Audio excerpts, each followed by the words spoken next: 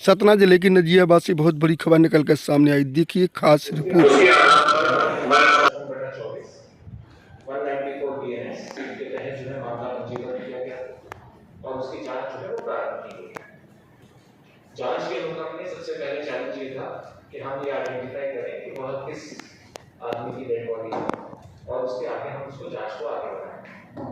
वहां पर काफी लोगों से जो पूछताछ की गई और जानकारी के आधार पर ये पता चला कि वह जो मृतक है जिसकी ट्रेन से कट करके डेथ हुई है उसका नाम है राकेश चौधरी, पिता गंगा प्रसाद चौधरी, उम्र 32 साल, ग्राम तिगरा, लाहौर का कोतवाली। ये यहाँ पर रहने वाला है। जब इस मंथ के दौरान और आगे हम लोग जांच कर रहे थे तब ये पता चला कि कल ही ग्राम 9 तारीख को जो यहाँ पे मंदिर है नजीराबाद में, उसके पास में एक मकान मालिक राजेश प्रजापति, उसके घर में ये लोग आकर के इनका पूरा परिवार वहां पर आकर के रहा था और वहां पर रहने के बाद ये लोग वहां पे रह रहे थे। तो जब ये पता चला तो वहां पर जब पुलिस गई और वहां पर पता किया तो पता चला कि वहां पर उसकी वाइफ संगीता वर्मा और दोनों बच्चे निखिल चौधरी उम्र 8 साल और ऋषभ चौधरी उम्र 6 साल, इन तीनों की डेड बॉडी खून से लथपथ हालत में वहां पर कमरे में मिली, जिनकी की हत्या की है। मामला बहुत ही गंभीर प्रवृत्ति का था।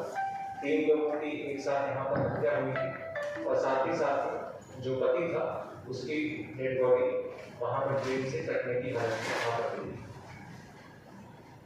रीवा जोन साकेत प्रकाश पांडे उनके द्वारा और मेरे द्वारा भी घटनास्थल का निरीक्षण किया गया और प्रयास किया जा रहा था कि जल्द से जल्द जो है इस घटना का खुलासा के द्वारा और डॉग स्क्वाड के द्वारा वहां पर पहुंच करके जांच में काफी सारे बिंदु ऐसे निकल करके आए जिसके आधार पर हमने आगे अपनी विवेचना चालू की। कहानी की जो शुरुआत है वो एक्चुअली में कल से नहीं है। इस कहानी की शुरुआत होती है करीब 10-12 साल पहले। हम आपस में शादी करना चाहते हैं, जो भी कारण रहा उसकी शादी जो है वो कमलेश चौधरी से नहीं हो पाई और उसकी शादी जो है वह मृतक राकेश चौधरी से हुई।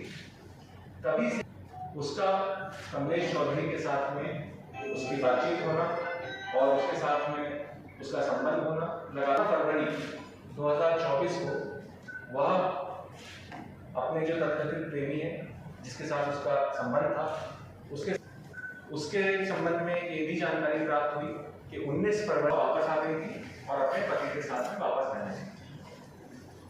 अब रिसेंटली 14 जून को वह पुनः कमलेश चौधरी के साथ में रहने के लिए अपने दोनों बच्चों के साथ ऋषभ और कटनी चली गई थी, उसके साथ में वो रह रही थी। एक महत्वपूर्ण साक्ष्य वहां पर एक स्कूल है रघुवंश शिक्षक माध्यमिक विद्यालय, वहां का हमने एडमिशन फॉर्म निकाला जिसमें कि ये चीज पता चली कि 29 जून को मृतका संगीता वर्मा और कमलेश चौधरी के द्वारा निखिल चौधरी का वहां पर एडमिशन कराया गया और पिता के नाम की जगह पर कमलेश चौधरी लिखवाया, वापस यहाँ पर आ गई थी और अपने पति के साथ में रह रही थी। उसके आगे का 5 जुलाई के बाद के आगे का 9 जुलाई से मैंने अभी बताया कि 9 जुलाई को वो यहाँ पे आई थी और यहाँ के बाद का घटनाक्रम मैंने बताया। अब हमने किस तरीके से इसमें आगे काम किया, इसमें जो साक्ष्यों की वह 2 जगहों से एक साथ हमने जोड़ी और उसी के आधार पर जो है ये जांच कार्रवाई आगे की। सबसे महत्वपूर्ण जो हमको एक साक्ष्य मिला वह था जो घटना स्थल था, जो राजेश प्रजापति का घर था जहां पर ये तीनों की डेड बॉडी मिली थी, वहीं पर एक सीसीटीवी फुटेज, एक सीसीटीवी कैमरा है। आप लोगों में से काफी लोगों ने घटनास्थल का विजिट किया होगा तो वह देखा होगा।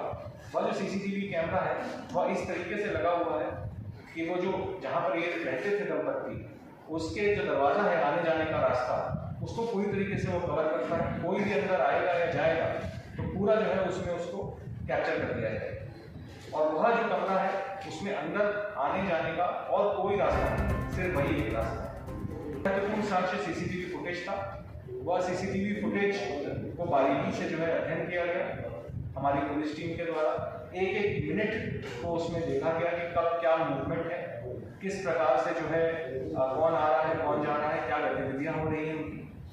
तो उसमें यह दिखाई दिया कि रात्रि में 8:15 बजे, मतलब 9 तारीख को रात्रि में 8:15 बजे राकेश चौधरी मृतक अपनी पत्नी संगीता चौधरी व दोनों बच्चों के साथ में कमरे में आता हुआ दिख रहा है।